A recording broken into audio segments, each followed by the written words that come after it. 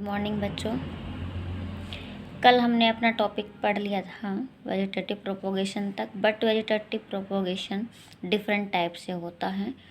तो कल मैंने आपको बताया भी था, जैसे कि स्टेम, लीफ और एक था आपका रूट। तो बच्चों आज हम स्टेम को पढ़ लेते हैं। स्टेम में वेजिटेटिव प्रोपोगेशन कैसे होता है, वेजिटेटिव रिप्रोडक्शन कैसे होता है। तो देखो, इसमें अंडरग्राउंड स्टेम होगा, सब एरियल होगा, बल्बिल्स होगा। तो अंडरग्राउंड स्टेम में देख लेते हैं सबसे पहले क्या होता है। सच एज अंडरग्राउंड स्टेम होते कौन कौन से, पहले तो हमें ये देखना है। ट्यूबर होता है आपका, राइजोम होता है और बल्ब होता है। ट्यूबर इस तरह के आते हैं बेटा, जैसे आपका पोटैटो हुआ है ना, और जैसे आपका जिंजर हुआ, ये भी तो आपका ट्यूबर लाइक ही है ना। और भी इस तरह की चीज़ें होती हैं जो आपकी लाइक पोटैटो होती हैं। तो इसमें देख लेते हैं सबसे पहले tuber. End of underground branch swollen due to food deposit potato. जो चीज़ें ज़मीन के अंदर ही अपनी ब्रांचेस स्वेलो कर लेती हैं, मीन्स फूल जाती है। स्वेलन मीन्स फूल जाती हैं और एक फूड डिपॉजिट उनके अंदर हो जाता है, उसी को हम क्या कहते हैं बेटा, ट्यूबर फॉर्म कहते हैं उसे।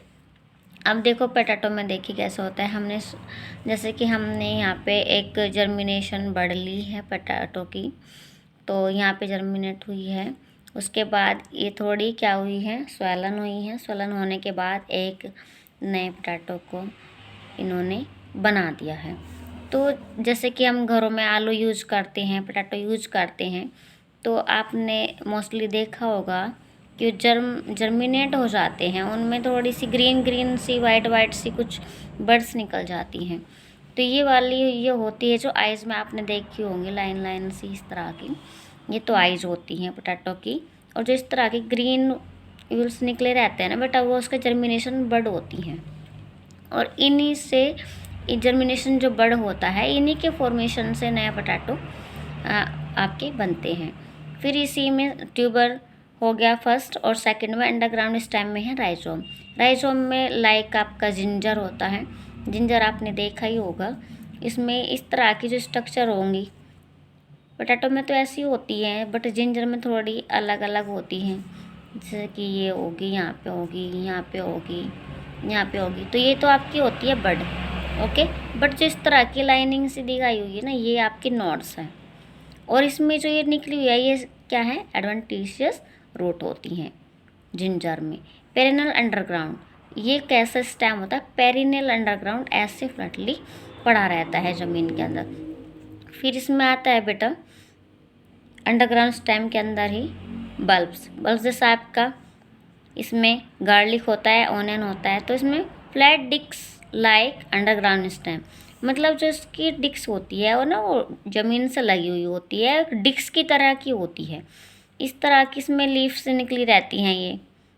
जैसे आपका ऑनियन होता है, ऑनियन देखा होगा आपने, गार्लिक भी देखा होगा।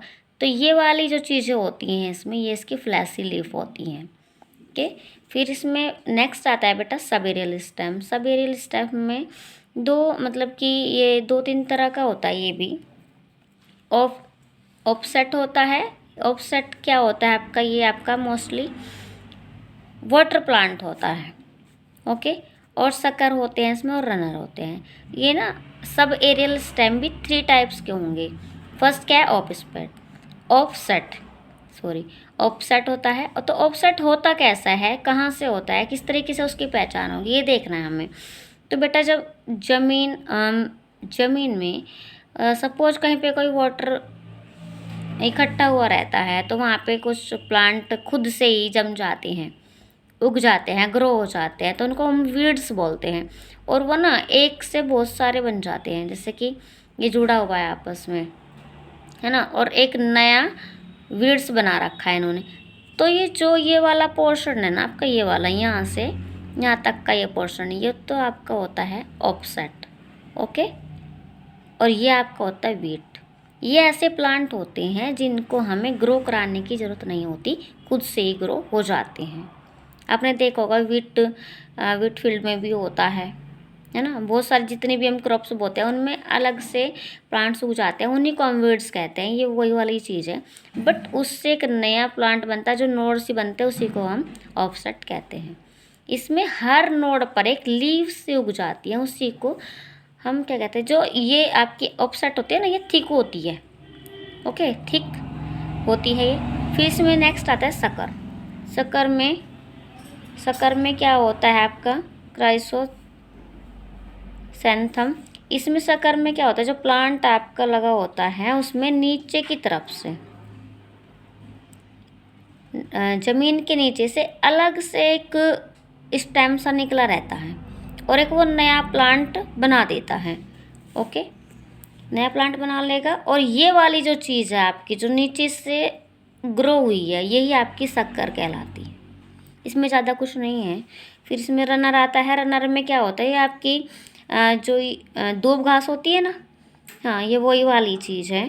तो जैसे कि दूब घास आपने देखा होगा, सपोज कहीं पे आपने दूब घास को ग्रो कराया और उससे ना पूरे फील्ड में वो ग्रो हो जाती है अपना आप से ही, तो वो इस तरीके से चलती हैं। तो ये वाली जो चीज़ें आपकी इसकी जो मीडियम से चलता है, इस माध्यम से चलता है, जो ये वाली चीज़ होगी इसी को हम रनर बोल रहे हैं बाबू, ठीक है। फिर इसमें आती है एरियल। एरियल स्टेम कैसा होता है? एरियल स्टेम वो होता है जो आपका ज़मीन के ऊपर होता है। जैसे आपका शुगर केन में, किसमें होता है? शुगर केन में। देखा होगा आपने, गन्ना तो देखा होगा, उसमें इस तरह से स्ट्रक्चर होते हैं। ये वाली जो होती है ये तो आपकी क्या होती है? एरियल स्टेम होता है ये वाला तो एरियल स्टेम। और ये वाली चीज़ आपकी जो इस तरह से बड से निकल जाती है, इसकी बड होती है, इससे न्यू प्लांट बन जाता है। फिर इसमें बुलबिल में अगाव एक प्लांट होता है। उसमें क्या होता है डियर, देखो इस तरह का प्लांट होगा और उसमें यहाँ पे बडिंग होगी। इस बड को क्या कहते हैं? फ्लैशी बड कहते हैं। और जब ये फ्लैशी बड टूट के लैंड पे गिर जाती है, डाउन हो जाती है लैंड पे, तो इसी से एक नए प्लांट का फॉर्मेशन होता है, ठीक है।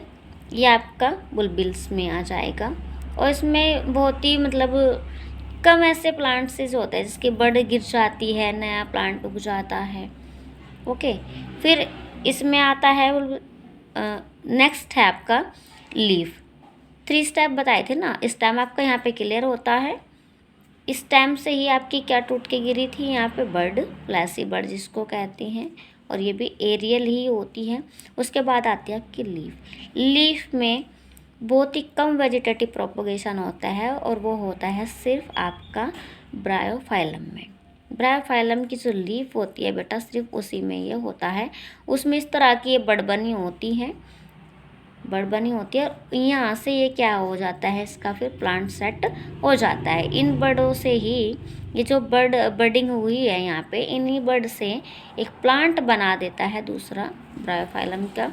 फिर इसमें रूट होती है। रूट में ज़्यादा कुछ नहीं है, रूट में बर्डिंग बहुत ही कम होती है, इसलिए इसमें वेजिटेटिव प्रोपोगेशन बहुत ही कम यूज़ होता है। रूट में वेजिटेटिव प्रोपोगेशन का रोल बहुत ही कम होता है, मीन्स ना के बराबर होता है। आई होप ये वीडियो आपको पसंद आएगी। थैंक यू सो मच बच्चों। और वीडियो को आप देखते हो ना तो कंप्लीट ही देखा करो, तभी आपको कुछ समझ आएगा बाबू, okay. Thank you so much.